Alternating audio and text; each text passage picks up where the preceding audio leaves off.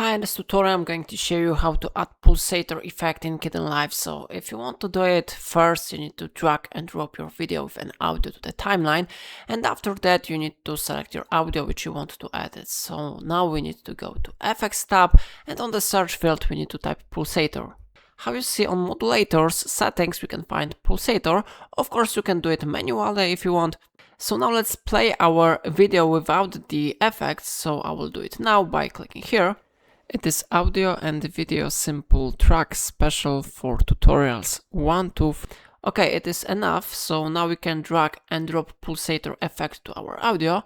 And now if you will play your video again, you will be able to check the effect. Yes, so I click play button. It is audio and video simple track special for tutorials 1. So you can easily hear this effect. Of course, remember that you can modify pulsator effect if you want by clicking on this audio. And here you can increase input gain, output gain, you can change the mode, you can modify the modulation, offset, and pulse width. Everything depends on your preferences. You can change the timing, BPM, milliseconds, frequency, and other settings. So if I helped you to use pulsator modulator in Kdenlive, remember to like this tutorial. And please don't forget to send a tip to my channel using thank you option on YouTube.